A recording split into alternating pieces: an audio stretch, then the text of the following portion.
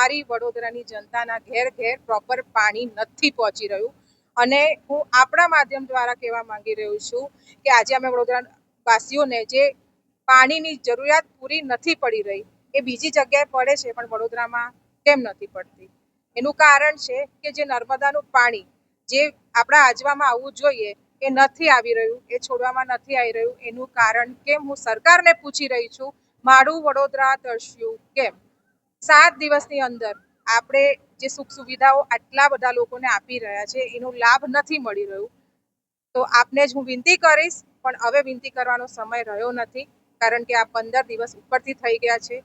ઘેર ઘેર આખા વડોદરાના વાસીઓને પાણીની જે તકલીફો પડી રહી છે, ટેન્કરો જે મોકલ્યા પડી રહ્યા છે, ઘડા ભેડાથી એમને ટેન્કર સુધી પહોંચવું પડી રહ્યું છે અને જ્યારે ટેન્કરો ઊભા પણ નથી રહેતા, ચરબીઓ બતાવે છે, 10 મિનિટ 15 મિનિટ એનાથી વધારે ઊભા નથી રહેતા. આવા ભર ગરમીમાં, આવા દુષ્કર કહેવાય, આવા તાપમાં આપણી વડોદરાની જનતાને હેરાન કરો તો ભાઈ નહીં ચાલે. કામ તો કરવું પડશે. આપ કામ કરો, સારી રીતે કરો. આપણા જેટલા બી અધિકારીઓ છે એમના પર ધ્યાન આપો.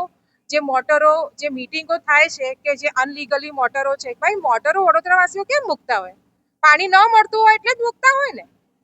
તો હવે જ્યારે સોલ્યુશન લાવો, હજુ એના પર મીટિંગ કરીને આપ એને ગેરકાયદેસર મોટરની વાત કરતા હોય તો મેં કહું છું એટલી ફોર્સ અને ગ્રેવિટીથી પાણી પૂરતું પાડો તો લોકોને મોટર ઘેર ઘેર લગાડવાની જરૂર ના પડે. કેમ મોટર લગાડવી પડે છે?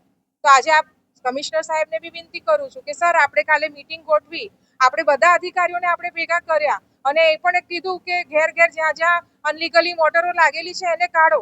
પણ સાહેબ એ તો જાણો કે લોકોએ મોટરો કેમ લગાડી છે? કારણ કે એમના ઘરમાં પૂરું પાણી નથી આવતું, એમને પ્રેશર નથી મળી રહ્યું. સાહેબ આપણે એમની સુખ સુવિધાઓ માટે છે, એમની દુવિધાઓ ઊભી કરવા માટે નથી. જ્યારે સુવિધાઓ હશે તો 100% જનતા આપણું સાથ આપશે, સહકાર આપશે. પણ આપણું વડોદરા તરસ્યું છે. સૌથી પ્રથમ આપણે વડોદરાના નાગરિકના પ્રત્યે પાણી ઘેર ઘેર પહોંચતું કરવું પડે. આપણા માધ્યમ દ્વારા કહું છું કે આવનારા 7 દિવસમાં હું અને તીર્થ બ્રહ્મભટ્ટ કહી રહ્યા છે 7 દિવસની અંદર ઘેર ઘેર આ પાણી પહોંચતું કરો, નહીં તો આંદોલન અમે કરીશું અને એના જવાબદાર આ પ્રશાસન, આ જનતા જોડે જોડે મળીને, અમારા ભેગા મળીને જવાબ આપશે. અને આ જે બી થશે 7 દિવસમાં જો પાણી પૂરતું નહીં મળ્યું તો આંદોલનની અમારી પૂરી તૈયારી છે. પછી આપ ન કહેતા કે દીપા શ્રીવાસ્તવ અને તીર્થ બ્રહ્મભટ્ટે આપણી જોડે વાત નથી કરી. આપને મેં સૂચન પણ લખીને મોકલ્યું છે કે આપ મારા વડોદરાની જનતાને પાણી પહોંચતું કરો અને આપણે કરવું પડશે, કારણ કે આપણે વડોદરા વાસીઓ માટે છે.